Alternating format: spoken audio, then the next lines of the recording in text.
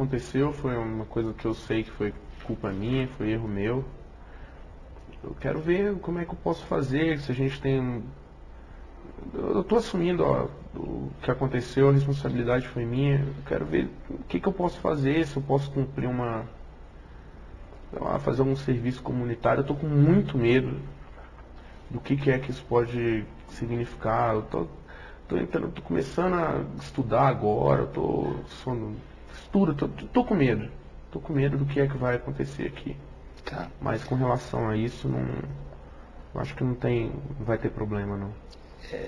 Sérgio, dois pontos. O primeiro é, eu tenho que tocar nesse ponto de revitimização, e a gente sabe que, olha, a justiça restaurativa, e principalmente a mediação vítima-ofensor, ela só se aplica quando o ofensor, ou o autor do fato, ou o réu, ele admite responsabilidade pelo fato. Tá? Então, esse é o papel, inclusive, da Liane. Quando ela vê que não, esse autor do fato, esse réu, esse ofensor, ele quer discutir o fato, dizendo que não, a responsabilidade não é dele ou não é integralmente dele, a gente normalmente não manda para mediação vítima-ofensor. Mas o meu papel aqui como mediador é exatamente ter certeza de que na sessão conjunta não vai haver nenhuma situação desconfortável. E quando eu estiver me reunindo com a Helena, também vou me preocupar para que ela se expresse de uma forma não agressiva em relação a você. Então esse é o meu papel.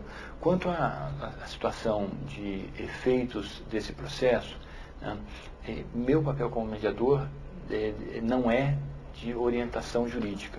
Então eu vou pedir que você converse sobre isso com o seu advogado, mas eu já asseguro que, em função da própria confidencialidade do processo de mediação vítima-ofensor, você não vai ser prejudicado por participar dessa forma. Tá? Bom, você já teve numa posição de vítima? Não. Não. Ok, não. Essa também é uma pergunta que a gente faz só para verificar se já tivesse sido, teria sido interessante comentar isso com a própria Helena. Bom, tem alguma outra coisa que você queira comentar? Não, acho que é isso mesmo. Você tem alguma coisa que me contou que quer que eu mantenha confidencial? Não conte para a Helena? Acho que não tem nada desse tipo, não. Pode falar, pode comentar tudo com ela, sim. Pode. Eu vou começar a sessão conjunta. Desculpa, eu queria só que realmente tentar pedir que ela enxergasse um pouco do meu lado também, de estudante, só isso. Se puder comentar com ela, deixar isso claro. Tá bem. Eu vou comentar.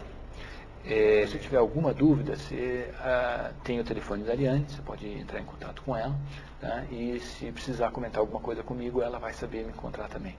Tá bom. Tá ok? Tá bom. Tá excelente, então. Muito obrigado, Sérgio. Obrigado. Nós falamos em breve. Boa tarde, tudo bem? Boa tarde. Posso cortar sua bolsa aqui? Quer que eu pegue uma outra cadeira? Não, pode colocar aí, por favor. Obrigada. Nada. Deixa eu ver se eu tenho o seu nome correto. É a senhora Helena, é isso? Sim.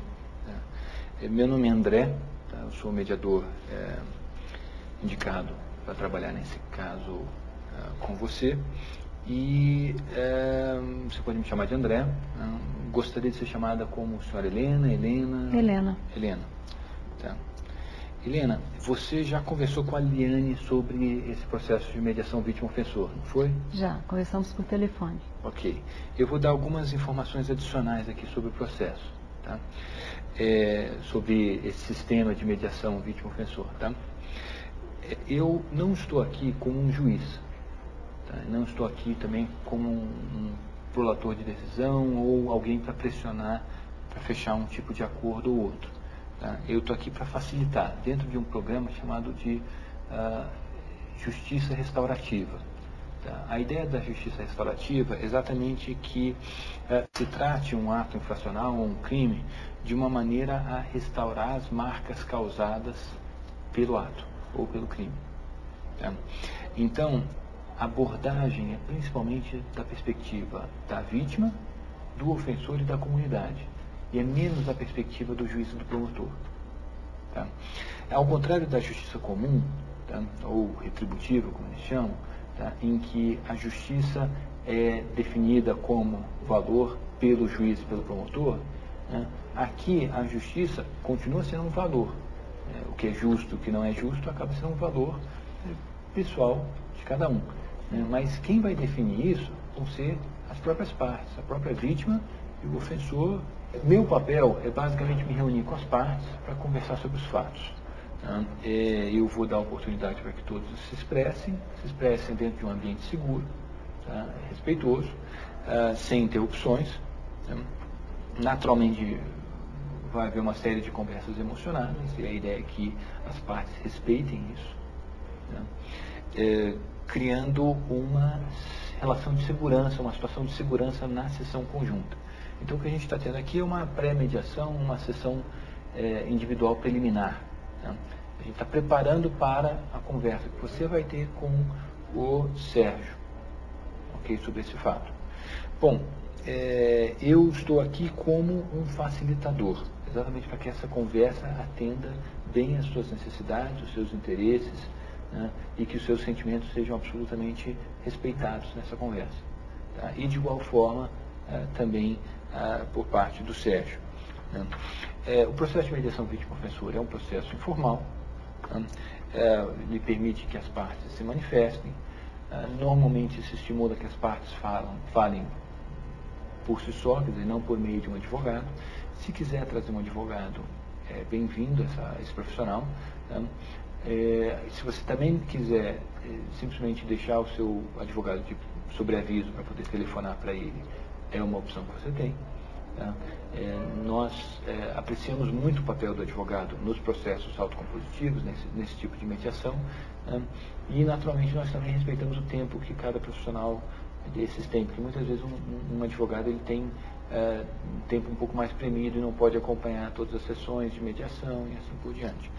Nós vamos nos reunir individualmente agora, né? Eventualmente, se precisar, nós vamos nos reunir individualmente de novo em uma outra ocasião, em preparação para a sessão conjunta, e vamos para a sessão conjunta. Se na sessão conjunta for necessário, a gente pode também ter ali uma sessão individual. Toda vez que você quiser, você pode simplesmente manifestar e a gente vai proporcionar essa segurança para você. Tá? O que for discutido aqui é confidencial. Eu não posso ser chamado como testemunho. Se a gente chegar a um acordo aqui, só se as duas partes quiserem é que isso vai ser registrado e vai deixar de ser confidencial. Mas existem exceções também. A principal delas é se acontecer algum crime aqui, eu tenho a obrigação de comunicar ao meu supervisor e o meu supervisor vai tomar as medidas necessárias. Mas crime assim, em que sentido? Olha, dos mais diversos, nunca aconteceu, mas a gente tem o dever de explicar a exceção. Por exemplo, autor do fato, ou réu e vítima, resolvem fazer um acordo para mentir para a seguradora em relação a um acidente de trânsito. Ou ainda, a vítima resolve agredir o réu. E isso daí também foge à regra de confidencialidade. Então, não pode acontecer nenhum ato ilícito aqui dentro sem que nós tenhamos a obrigação de comunicar isso ao nosso supervisor. Nós vamos ter aproximadamente 1 hora, meia hora para conversar sobre essa situação. Se quiser, a gente pode ter mais tempo. Tá? Basicamente, você vai escolher se quer falar primeiro ou quer falar depois na sessão conjunta. Tá? E hoje o que nós vamos fazer é principalmente explicar o processo de mediação vítima-ofensor, e eu vou conversar um pouco com você sobre as questões, os interesses, as necessidades, os seus sentimentos, para que eu possa construir uma relação de segurança na sessão conjunta. Tá? Entendi. Alguma pergunta em relação à mediação vítima-ofensor? Essa sessão conjunta seria hoje ainda? Não, vai ser provavelmente daqui a umas 2 semanas. Ok. Tá? Me conta um pouco o que te trouxe aqui.